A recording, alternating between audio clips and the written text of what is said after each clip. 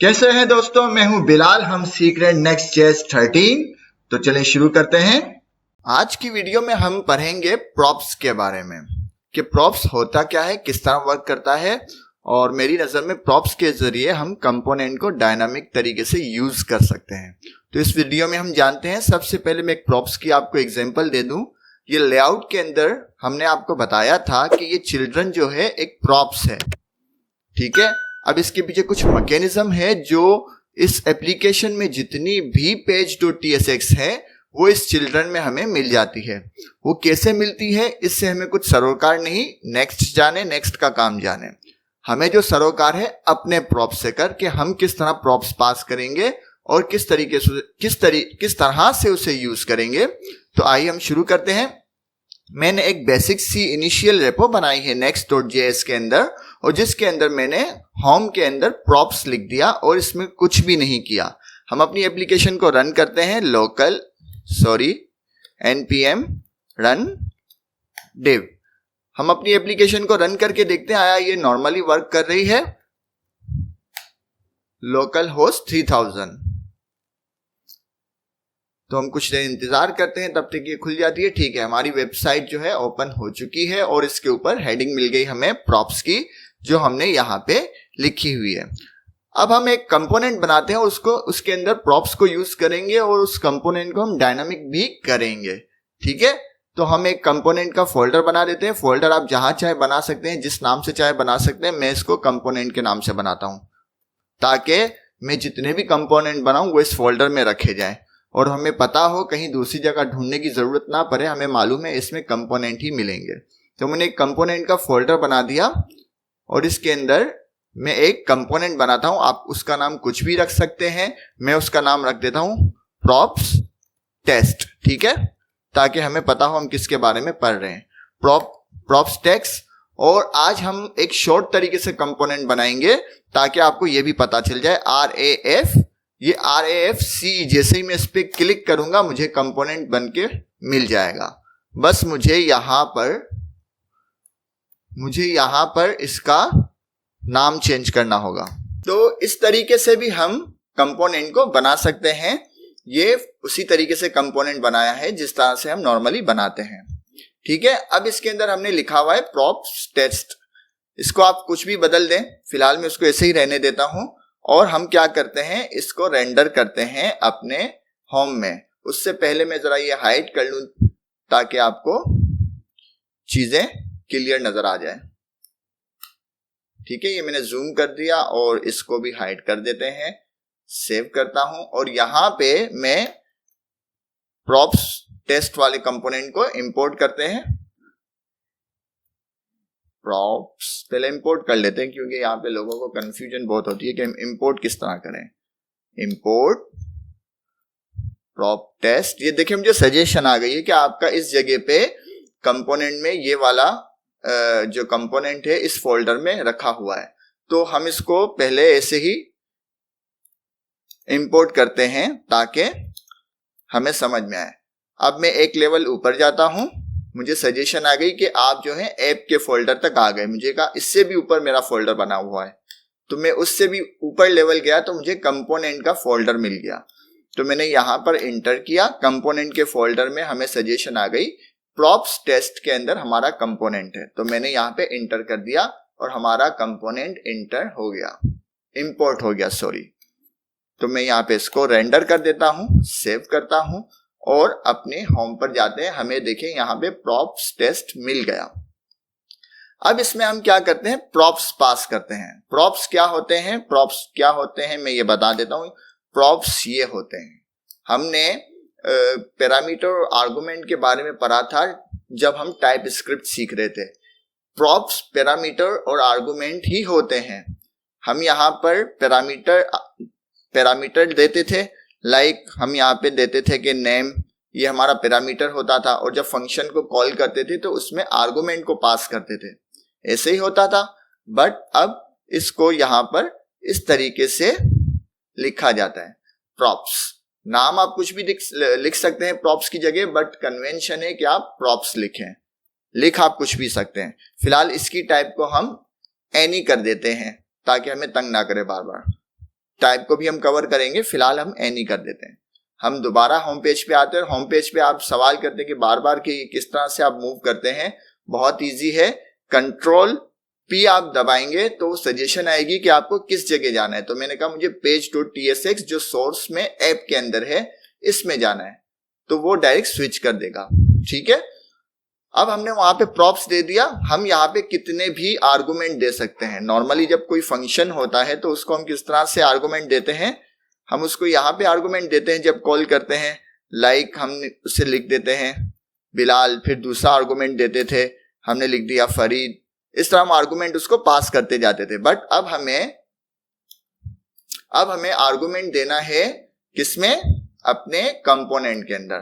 तरीका यही है, बट मैं लिखूंगा मुझे नेम पास करना है इसके अंदर, और नेम के अंदर मैंने लिख दिया बिलाल।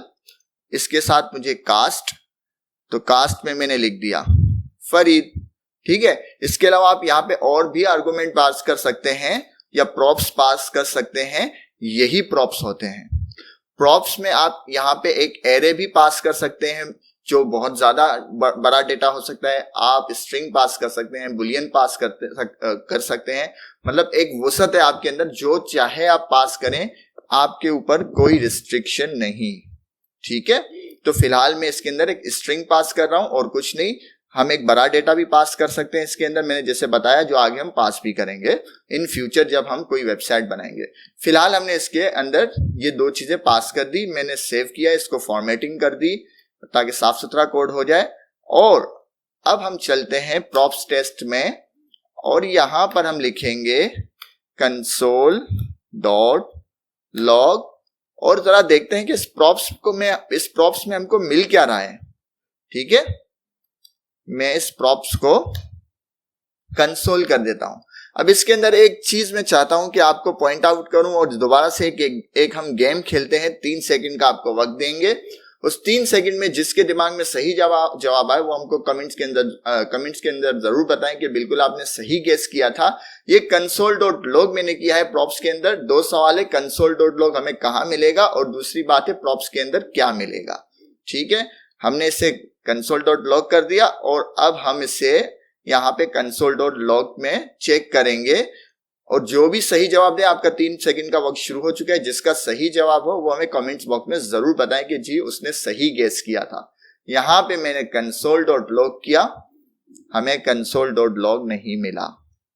तो जिस लोगों ने सोचा था हमें कंसोल यहां पे मिलेगा वो गलत थे, और जिन लोगों ने सोचा कि यहां पे नहीं मिलेगा, हमें यहां मिलेगा, वो जवाब सही था। ये देखें, यहां पे हमें मिल गया। क्यों यहां पे हमें मिला? क्योंकि हमने कहा था कि बाय डिफॉल्ट नेक्स्ट 13 में कंपोनेंट सर्वर साइड रेंडर होते हैं, और सर्वर साइड हमारा टर्मिनल कहां पे है, कंसोल कौन सा है, वो ये है। ये देखिए, हमें यहाँ पे बिलाल और कास्ट में फरीद का एक ऑब्जेक्ट मिल रहा है। मतलब प्रॉप्स जो है एक ऑब्जेक्ट है। तो अब हम इसकी टाइप को चेंज करते हैं। हमें क्या मिल रहा है, नेम और कास्ट, दोनों स्ट्रिंग है। नेम क्या है, ये स्ट्रिंग हो गई, और दूसरा है कास्ट, ये भी स्ट्रिंग हो गई। क्लियर है, हमारा एरर चला गया, हमने टाइप भी दे दी, हमने प्रॉप्स भी यहां पे पास कर दिया। अब हम यहां पे लिखते हैं, इसको मिटा देता हूं मैं, और यहां पे मैं H3 में लिखता हूं हेलो नेम प्लस प्लस, और इसके अंदर मैं जरा स्पेस दे देता हूं, और यहां पे लिखता हूं कास्ट। एरर आ रहा है, क्यों एरर आ रहा है? क्योंकि यहां पे मुझे प्रॉप्स डॉट कास्ट करना होगा, और यहां पे भी मुझे प्रॉप्स डॉट नेम करना होगा। मेरा एरर चला गया। ठीक है, और हम यहां पे देखें तो बिलाल फरीद, हेलो बिलाल फरीद लिखा हुआ मुझे मिल गया। यहां पे जरा मैं स्पेस दे देता हूं। तो एक तरीका कार तो ये है इसको लिखने का, तो जरा साफ सुथरा कोड हो गया, हमें यहाँ पे हेलो बिलाल देखने को मिल गया। दूसरा तरीका क्या है कि हम ये बार बार प्लस वगैरह हमें अच्छे नहीं लगते, तो हम क्या करते हैं, इसको सब पूरे को बैक टैग के अंदर लिखते हैं। हम Ctrl+X करते हैं, बैक टैग लगाते हैं। ठीक है, और यहां पे हम लिखेंगे इस तरह $, इस सब को मिटा देते हैं, और यहां पे भी हम लगाएंगे dollar props dot cost. Save करते हैं, हमें हमारा रिजल्ट अब भी मिल रहा है, लेकिन अब बुरे तरीके से मिल रहा है। यह हमारे पास इसलिए काम नहीं कर रहा क्योंकि इसको कर्ली ब्रैकेट में हमें लिखना है। ठीक है, अब सही हो गया। क्लियर है? इसको हम बैकटैग के अंदर भी लिख सकते हैं, इसको इस तरीके से भी लिख सकते हैं, जिस तरह पहले लिखा था उस तरीके से भी लिख सकते हैं, जिस तरह आपका दिल करे उस तरीके से लिखें। बट हम अगर देखें इसको और ज्यादा बेहतर कर सकते हैं। वो किस तरह से बेहतर करेंगे कि हमने डी स्ट्रक्चर का कॉन्सेप्ट पढ़ा हुआ है। तो अगर हम प्रॉप्स को यहां से कट करें और यहीं से हम डी स्ट्रक्चर कर दें कि हमारे पास एक नेम आ रहा है और दूसरा प्रॉप्स में हमें कास्ट मिल रही है। ठीक है, तो हम ये सब चीजें मिटा दें तो हमारा कोड कितना साफ हो जाएगा। कभी सोचा है आपने? जिंदगी सफल हो जाएगी। अब सेव करता हूं, देखें कितना साफ सुथरा कोड हो गया और हमारा रिजल्ट भी हमें मिल गया। क्लियर है? तो पहले हम टर्मिनल को दोबारा हटा देते हैं और कोड को देख लेते हैं दोबारा से कि हमने यहाँ पे प्रॉप्स को डिस्ट्रक्चर कर लिया, नेम और कास्ट, और यहाँ पे उसको टाइप दे दी है। ठीक है, और यहाँ पे उसको यूज कर लिया। अब हमने एक प्रॉप्स बना दिया, इसके अंदर हमने प्रॉप्स के जरिए वैल्यू पास कर रहे हैं। वैल्यू किस तरह पास कर रहे हैं? वैल्यू हम इस तरह पास कर रहे हैं। हमने पढ़ा था कि प्रॉप्स के जरिए हम कंपोनेंट को डायनामिक कर सकते हैं और कंपोनेंट के बारे में पढ़ा था कि हम ये रीयूजेबल है। तो मैं क्या करता हूं, इसको रीयूज करते हैं। यहां पे दे देते हैं रतनलाल और उसकी कास्ट है चमन दास। ठीक है, यहां पर आ जाता है सरमद और इसकी कास्ट है लाला जई। ठीक है, यहां पे आ जाता है मोमिन और ये है, और इसको क्या कास्ट है? इसको कास्ट दे देते हैं भोजानी। सेव करते हैं। अब देखिए कंपोनेंट एक ही है, इसको हमने रीयूज किया बार बार, सिर्फ इसके अंदर प्रॉप्स के अंदर डेटा को चेंज किया। तो अब देखते हैं क्या होता है। जादू देखा? हमें प्रॉप्स जो है, जहां पे हमने जो प्रॉप्स पास किए हैं रेंडर करते वक्त, हमें वही डेटा शो हो रहा है, जबकि कंपोनेंट हमने वन टाइम बना दिया। अब हम एक और काम करते हैं, हम एक राउट बनाते हैं। उस राउट को दे देते हैं नाम अबाउट का दे देते हैं फिलहाल, अबाउट, और यहां पे एक पेज डॉट tsx बना देते हैं, या कुछ नहीं, हाँ चलो पेज डॉट tsx,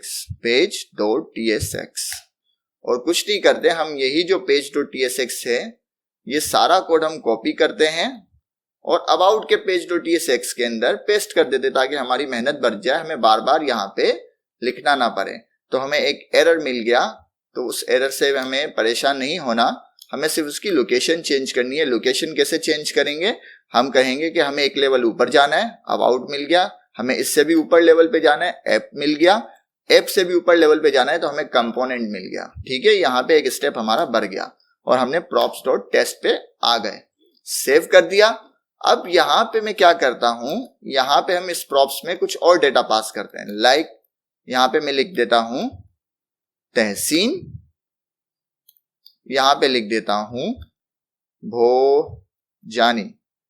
ठीक है, यहां पे लिख देते हैं अहमद और यहां पे लिख देते हैं शाह। बाकी को हम मिटा देते हैं क्योंकि टेस्टिंग इसकी पहले इतनी कर चुके हैं। अब कंपोनेंट को हमने किसी और राउट के अंदर यूज किया है। वो कौन सा राउट है? वो राउट है अबाउट का। उस अबाउट में हमने इस कंपोनेंट को यूज किया है और वहां पे हमने प्रॉप्स में कुछ और नाम पास किए हैं और सेव करते हैं और अबाउट के पेज के ऊपर जाके देखते हैं कि हमें क्या मिलता है। ठीक है, यहाँ पे तो हमें ये मिल रहा है। हम यहाँ पे अपने राउट को चेंज करते हैं, अबाउट पे जाते हैं, तो अबाउट में देखें हमें क्या मिल रहा है। अबाउट में हमें मिल रहा है हेलो तहसीन भोजानी, हेलो अहमद शाह, जबकि हमें यहाँ पर क्या मिल रहा था, यहाँ पे अलग मिल रहा था। तो देखा किस तरह प्रॉप्स से कर हम चीजों को डायनामिक करते हैं, कंपोनेंट को डायनामिक करते हैं और इसके ऊपर कंडीशन भी लगा सकते हैं, जो लगाएंगे। फिलहाल आप मिक्स चीजें हो जाएगी और मैं समझता हूं कि अभी उसकी जरूरत नहीं कंडीशन लगाने की। बट अभी अगर देखें तो सब चीजें कैसे स्मूथली चल रही है। हमने होम के अंदर कुछ और डेटा पास किया और अबाउट के अंदर जाए तो उसके अंदर कुछ और डेटा पास किया, और यहाँ पे हमने कुछ नहीं किया, हमने सिर्फ एक कंपोनेंट बनाया है। उस कंपोनेंट के अंदर हमने कह दिया कि प्रॉप्स के अंदर नेम और कास्ट रिसीव होगी जिसकी टाइप ये है, और हमने यहाँ पे उसको शो करा दिया। अब हम इस कंपोनेंट को जहां भी यूज करेंगे तो ये हमें उसके अगेंस्ट चीजें बताता रहेगा कि इसमें ये डेटा पास हुआ है, तो वो इस तरीके से खुद को रेंडर करेगा। क्लियर है?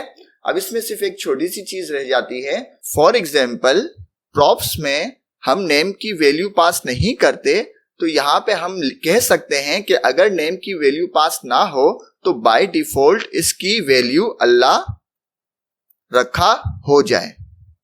क्लियर है? अब हम इसको टेस्ट करते हैं और यहां पे किसी एक कंपोनेंट में नेम को मिटा देते हैं, सेव करते हैं। हमें एक एरर मिल गया टाइप का, उसे अभी हम हैंडल करते हैं। पहले अपना रिजल्ट देख लेते हैं। हमने यहाँ पे, मैं कंट्रोल जी करता हूं, जहां पे मोमिन लिखा था वहां पे मैंने इसे मिटा दिया और सेव करते हैं और चेक करते हैं। हमें बाय डिफॉल्ट जो नेम हमने वैल्यू रखी है अल्लाह रखा, वो हमें मिल गया। क्लियर है? अब ये जो एरर है इसे हम हैंडल करते हैं। हमें कुछ नहीं करना, हम कहते हैं कि नेम जो है ऑप्शनल है, बस ये एरर हमारा चला गया। ठीक है, एरर चला गया और बाय डिफॉल्ट वैल्यू उसने अल्लाह रखा ले ली। तो आज की वीडियो के लिए इतना ही। उम्मीद है आपको पसंद आई होगी। पसंद आए तो लाइक करें, शेयर करें, सब्सक्राइब करें। मिलते हैं नेक्स्ट वीडियो में। अल्लाह हाफिज।